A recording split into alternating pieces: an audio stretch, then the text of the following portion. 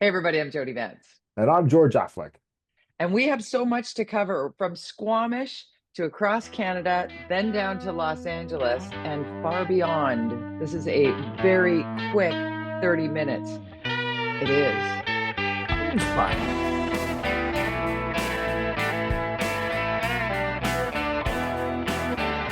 George, you're broken. For those listening, I have a broken wrist, big cast on my hand.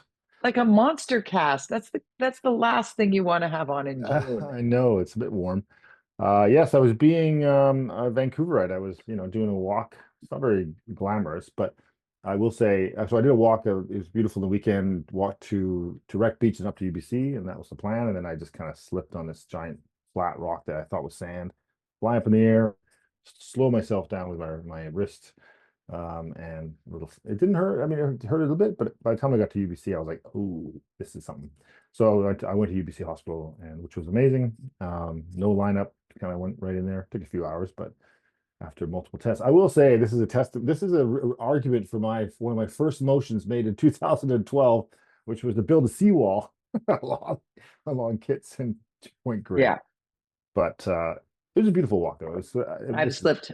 I've slipped on those big rocks because they do look like they're a sandbar. Yeah, And instead they're like little short seaweed covered, shiny flat rocks. But I'm yeah. glad you're okay. You Yeah. don't need surgery or anything. You're Oh, it's just annoying. Yeah, I've never broken anything, and no. I've never even I've never sprained any of my wrists.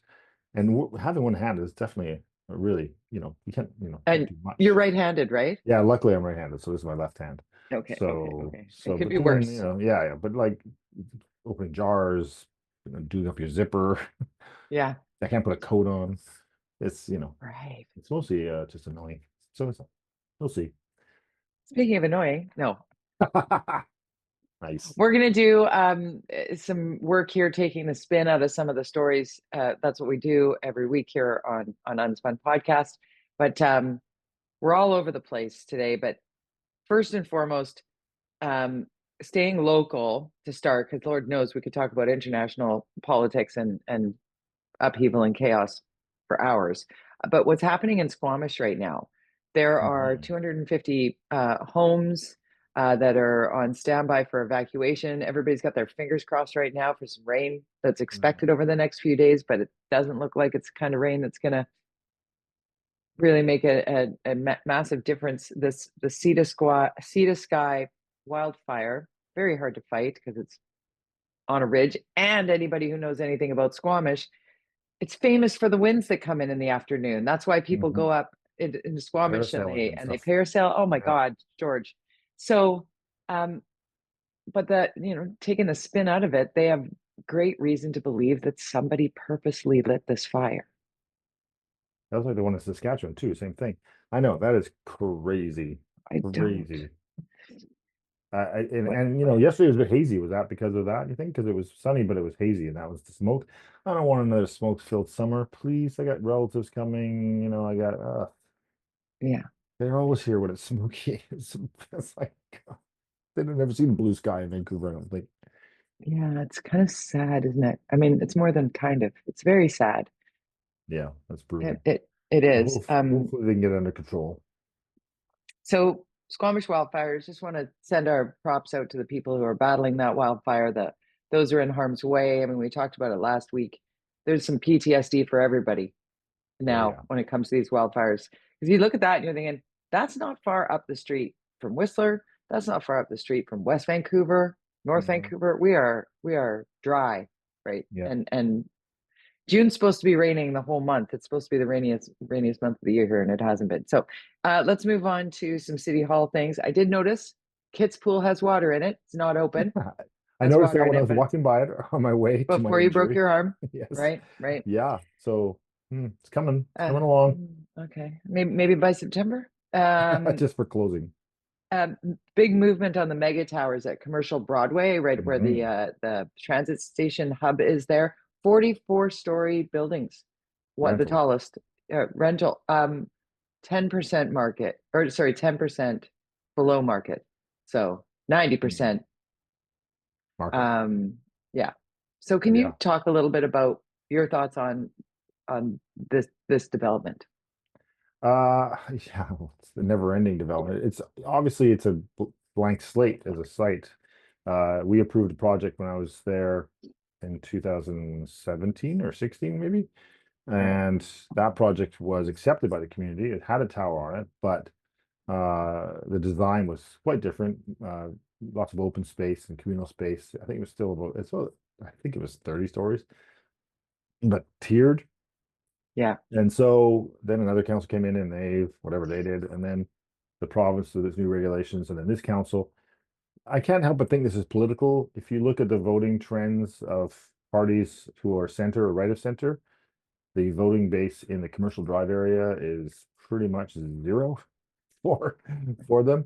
So as an impact politically, for ABC and those politicians that supported it, very little concern, I'd say, unless it bleeds Right. into the rest of the city. But they could argue, well, we turned down the Arbutus one, we stopped that one, so you can't say, and there you can see their spin already is talking about, hey, this is a SkyTrain station. It's a busy SkyTrain station. It has multiple routes on it, going to Broadway, going to downtown, going to to Coquitlam, to New West, so it's a real hub of location, and so it makes sense to have higher density there. That's their argument, but it does stick out like a sore thumb, that's for sure.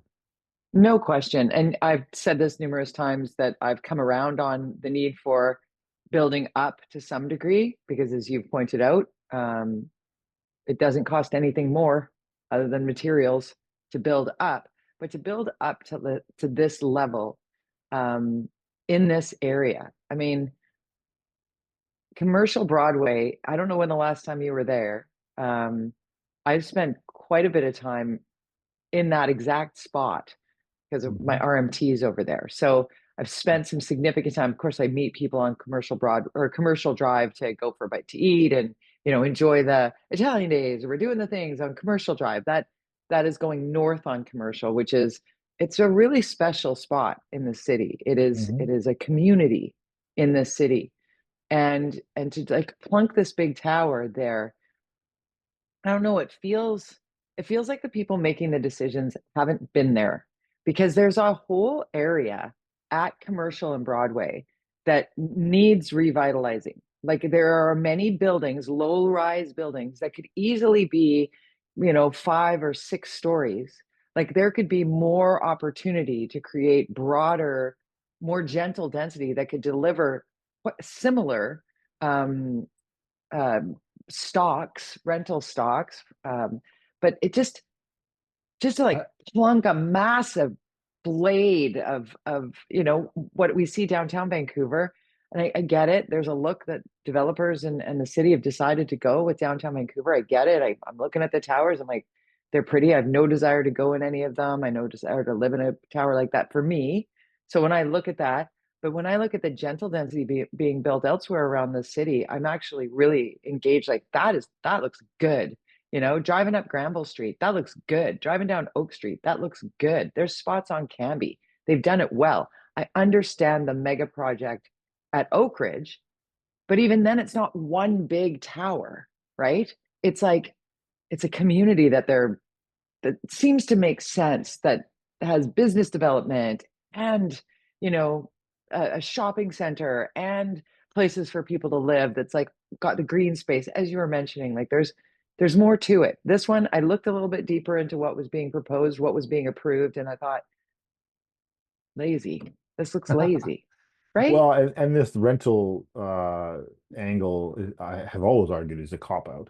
The mix, the way we used to have to create rental developments in Vancouver was through strata development, and then they would be cheaper strata. I live in one of them where Yeah, yeah. 90% of the units are rented by individual owners.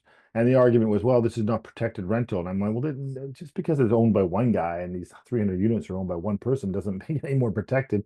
And in fact, No. most of the projects that are rental developments have the opportunity, if they go through a public hearing, to convert them back into strata. So it's a misguided and I believe total spin on, to stay with the theme of the show, a way to get in density and put up buildings that don't always fit into the community. And the development that we had proposed there back there was was really quite beautiful, and it was, it's unfortunate, and you can, you're right. You look at, and we all talk about like places like Barcelona, where it's, millions of Yes, people, and there's Madrid. nothing more over Yeah, 6 stories. You can get beautiful. density to, Paris.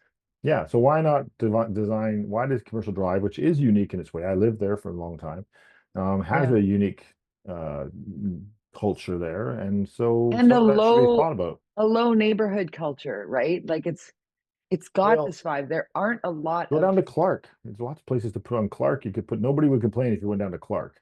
Nobody. you know It's what, just this, George? That is brilliant. You're right.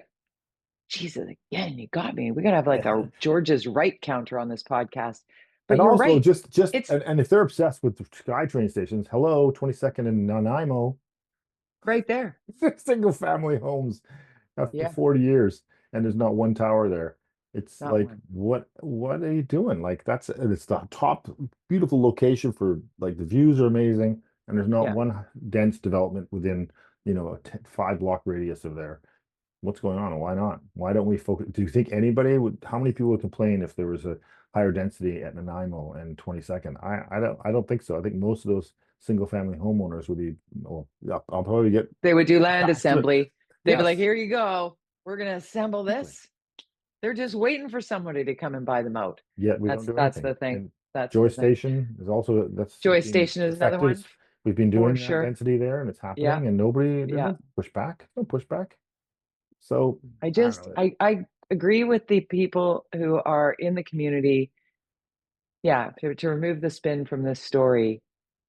As a born and raised Vancouverite, my dad was the head of the PE department at a school that's, down the road on Commercial Drive, basically, um, at Britannia. Spent a lot of Mhm. time in that neighborhood, and there is good reason to not want all of a sudden to have shoehorned in this massive construction, this massive build of 44 stories. Mhm. So I think there was a better way to do it, but I think there's a tone deafness when it comes to City Hall. Yes, and we did a discussion. We didn't talk about Kareem running for mayor, announcing the former campaign manager for Ken Sim, because he sees this, and he's been attacking Ken, and there's this lawsuit against him for slander or libel or whatever it is, and you keep adding to the mix of people reasons why not to vote for ABC and Ken Sim.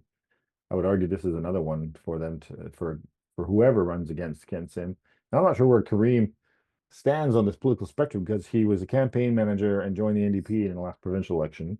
Right. He was Kevin-Falcon's campaign manager. He was, so okay, and then he was Ken Sim's campaign manager. So where does he? And yet he's talking about budget constraints and, being fiscally prudent and all this stuff. And I'm like, but also, being, careful about developments like this and blah blah blah. It's like, okay, Yeah, you're it's yeah. well, it's hard to peg, right? And I kind of like that because it's like party lines. I'm, as you well know, a mushy middle, rainbows and unicorns, wishful thinking person who just wants our elected officials to do the work that we ask of them. Please do the things that we ask of you first, right? Like the Mhm. park board is always under my skin because our parks are shit. Like fix the parks before you do anything else. Fix the parks. And with City Hall, like some of the agenda bullshit, we spend so much time wasted wasted time talking through that never comes to really anything, but everybody wants to get their shots in. They got to have their moment or whatever, and Yeah. they're not fixing what's actually in desperate need of Uh, attention. to back to my walk that day. So you come up. Yeah, We've talked about Jericho, but I actually didn't know that Jericho, the very very last park, for those of you who know Vancouver, before you head up to UBC, that's yeah, actually that one park which has a divided bike lane and pedestrian. It's the only part once you leave, basically, like point, like there's a point where you lose come back to a seawall, but it's gravel, but it's mixed. You just don't know which side to walk on, and then you eventually yes. get back to another part that, hey, it's back. The division is there, bikes, people. That's actually Metro Vancouver's park. It's not It Vancouver's goes park. Jericho and then There's a Spanish little Bank. section, and that Yeah, little that section little is actually totally. Metro I'm ringing Vancouver. my bell. Ring, ring, ring, ring, ring, Yeah, yeah. ring, So it's ring, ring. chaos and Yeah, chaos. unfinished and junky. Yeah, and and you kind of dusty. like, do I go left or right here? And you got it's just, and then at Right by the galley there, right by the yeah, Jericho you get to Sailing Center. the yacht Yeah, club and then there, it but splits, and yeah, you're like, it's just like that's all park board. Good job. God, good job. Oh, it's from park board to ferries. Fast Ferries 2.0. NDP It's really gonna know how these to. ferries are gonna carry 50% more people and 30% more cars, I think. And they're gonna be, No argument that we need more ferries. I think if anybody yeah, takes a ferry, but why does the NDP seem to screw this up every time? First they wanted to build their own ferries here. They screwed that up, the fast ferry program that basically ruined them. And then yeah, and now they've decided to buy ferries from China at the most vulnerable pro-Canadian time in the history of Canada. They yeah. decide not that right now. Imagine it would be worse if it was American ferries, but Oh no, we're gonna you buy know. our planes from America. Oh yeah, that That's a whole different. yeah, that's a whole other issue. But I think tone deaf, tone deaf. Yeah. Just go another So couple of years without your ferries. Why would you negotiate that now? right in this moment, I don't know. I don't know what's this moment going to be like as we're staring down the G7 in Kananaskis, right? You see people posting all over social media about how they don't want to allow Donald Trump into the country because he's a convicted felon. It's like, okay, It's true. I calm. mean, It is true, but it's a calm good down. argument. I He's know he's the coming. president. He's I coming. know, and there's looking at all the reports from the last time it was in Canada, and Trump was president, and he was negotiating all this stuff, and everybody was just kowtowing to him. It's like, he would go, is this what it's gonna be like again, or are they gonna hold firm? What's gonna happen? I just feel What like, do you like? What do you like or don't like about Prime Minister Carney's move to include India at the G7? well, they're one of the biggest economies in the world, and that's what this is supposed to be about. It used to be G8 when Russia was in it, and now it's the G7. But India, certainly the relation, it is challenging because I thought we were having a bit of an issue with India, haven't we? I was supposed to go to India last year and couldn't because of that they wouldn't let us. So That was a different prime minister. no, same guy, same guy. No, Justin Trudeau. Oh, different prime minister here. Yeah, yeah, yeah. Yes. Yes, yeah, yeah. So I don't know. I mean, it's like it's a I'm whole not saying different it's right or world. wrong. I find it Yeah, very interesting. I know that there's a very large Sikh community who does not appreciate the invitation. yeah, And I think it'll be fascinating. But to your original point, I think it is about trade. I think it is about economic growth and building in a time where there's such uncertainty. There are massive trade partners in this world that are China and India, the EU, and Canada's trying to play with those massive trade partners where we used to be like in lockstep with the US and being able to sort of just be like, we're all together over here. What are we all doing? And now we have to be like, oh, we're Canada. You yeah. know, we have to create Well, we have to those bring in partnerships India. and those We avenues. Yeah, don't want India to sway over to China. We exactly. need to embrace that whole, Southeast Asia world to keep our economy going. Market, If we can't rely on 100%. America, we gotta rely on Asia, and that includes China. I was looking at a story about their electric cars. They're getting down to like $3,000. You can buy an electric car in China for now. Yeah. Like, and we're Those not are the allowed cars to. that were blocked here. Yeah. Yeah, we're not allowed to import them. Like, if you Yeah. want to really change the environment, Canada, and we don't That's want one of the American things. cars anymore, well, Yeah. let's let some Chinese electric cars in for $3,000.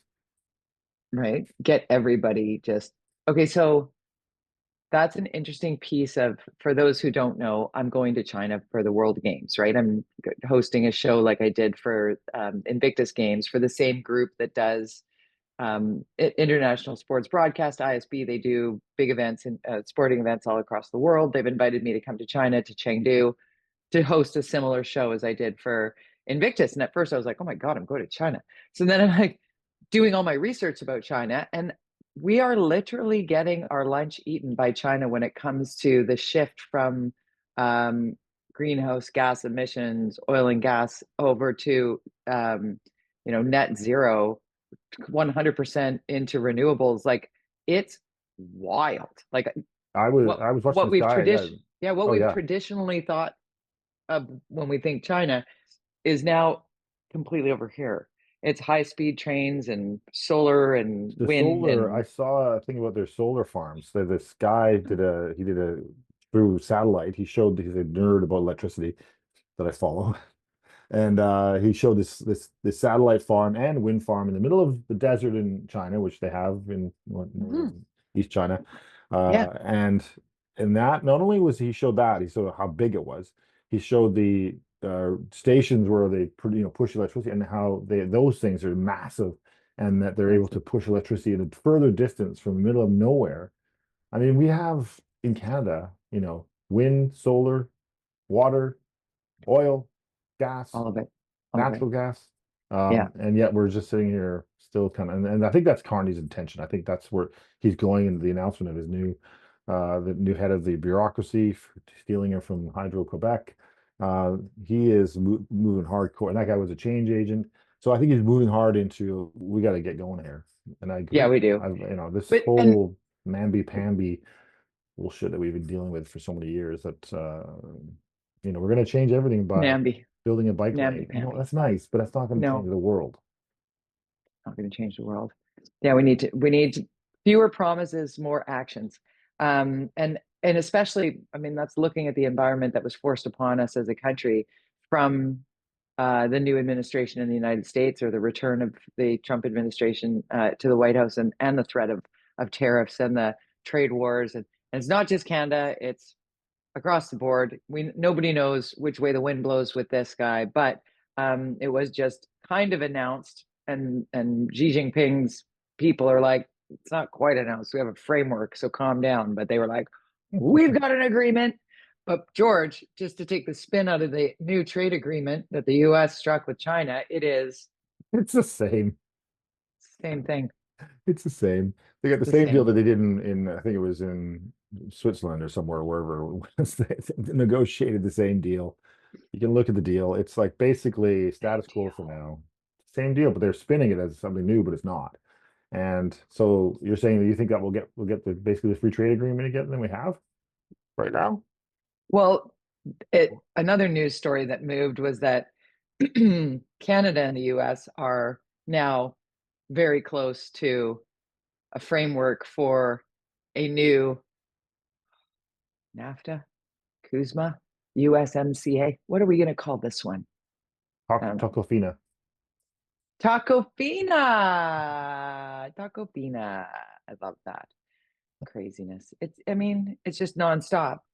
And now we're drinking from the fire hose news cycle of I think what could be called a politically created chaotic situation in a small corner of a massive city of Los Angeles, one that I lived in. And so I'm watching it with a very keen eye, um, knowing exactly where these basically hands full of people when it comes to the size of LA, but the 4,000 National Guard and 700 Marines and Yeah. being called in, and the governor's like, stop. And the mayor's like, please, like, what are you doing? It's costing hundreds of millions of dollars to Oh yeah. activate the It's National Guard against citizens of the United States. It's a moment in time. I don't even know how to process it. it's simultaneously the parade happening in Washington, D.C. on Saturday. This That's military parade. 134 billion. That's billions of dollars. Well, and then they're trying to get seat fillers I saw on Craigslist. So yeah, Deep they'll pay them fillers. $100 bitcoins or something if you show up, or something, or 1,000 bitcoins, or not, or probably Trump coins, because it's actually this thing is all being produced by uh what was this thing? Fight.org I or heard that something. they were bringing in 1,500 uh, uniforms because it's the 250 celebration of the armed Right. forces in America, right? They're bringing in 1,500 uniforms that sort of mark the passage of time, and they're hiring actors to wear the uniforms to be in the stands and milling about. I Yeah. mean, when you have to hire people Seat for fillers and your actors. parade, Yeah. But he'll get away with it. It'll look oh, great. of course he And will. all the TV stations will broadcast it. And we'll probably tune in briefly. But simultaneously, there's this other counter event happening. What's it called? It's called No Kings No Day. Kings Day. Saturday, Kings no apostrophe kings. S. Yeah, Apostrophe S? Yeah, no, yeah. Or is it no king? no No kings. king. Well, no kings, No kings. which is interesting for Canadians because we actually have a king. But the idea being Nice. there's no kings in the United States. That's the whole point of the Constitution, right? Yes. The Constitution of the United States was written because the people had decided that they wanted no kings. And what the administration is trying to allegedly do is implement Project 2025, which they denied that they wanted to do, but now all of that is coming together. Um, is On to schedule. create an authoritarian state where all of the power is consolidated into one small group of men, and in particular one. Um, it's quite something. It's quite something. And we've sort of seen a quieting of the Elon Musk, Donald Trump. He Uh, apologized, I noticed this week, but I'm like, okay, do I have to block you again? Because now my did feed he is full. apologize? What did he say? I missed Yes, that. well, and Bannon said it wasn't really an apology, but he said, I regret what I said last week. It was over the top or something like that. So kind of an apology. And now my feed is full of Elon Musk because I unblocked him. It's like, ugh. So like, who's doing all this content for you? Because most of it's just annoying. It's That's wild. rebellious. But the No King's Day idea, or what was floated a long time ago, is a grassroots U.S. stand wherever you are, stand in front of your state or federal buildings, and peacefully create awareness of your want to stand with the Constitution. Okay. And, the real peace being peace, the real part of it being a peaceful gathering. Because when you're lighting cars on fire, you're not helping anybody. When No, you're looting the 7-Eleven, you're not helping no. anybody. What is this? A hockey Um, game? I know, right? Isn't that interesting? Was that on Stephen Colbert? It was one of the late night shows where they showed, or it was Jimmy Kimmel. One was when the, Chiefs won the Super Bowl, and one was LA. It was Jimmy because Jimmy's in LA going, let me tell you how I'm in LA right now, and it's not mayhem. It's like we're fine. It's a couple of people over there. And the first night of the riots, I was watching the news, the live shots of the news, and I could see the same woman wearing a beige sweater in every angle that they showed. And there was maybe like 20 people in front of a building with like riot police coming in. And I Yes. thought, what is Okay. happening? It's Okay. This seems performative. weird. It's performative. It felt like that. But I mean, Heather Cox Richardson, I don't know if anybody listens to or reads Heather Cox Richardson's Substack. This woman is an historian, and she is doing a daily Substack that sort of just marks what this day in history entailed, because there's so much trying to keep up with it. But she gives historic context to it, and she's nonpartisan. I think she's a libertarian, if I had to guess. But she's very, very, very nerdy, learned woman. And she writes her Substack daily, and then the next day, that same Substack is released in read form. So she reads it. It's about 12 to 14 minutes long. I've been listening to it daily now for about, I'm going to say 2 months, and it's so informative. Mhm. And it's also quite calming because when you think about sort of the ebb and flow of history, we have not experienced this in our generation, but this is not new. It's No, not new. no. It's We not. are a lucky generation. We Xers because we lived to the besides the Cold War and that kind of stuff, which seemed, and we thought we were gonna get blown up by nuclear device, but there was no fear of being Yeah, recruited to go to fight in a battle in my life. Like, and right, now that's the kind of thing I think about with my boys. This could possibly get to that. And right. that's scary.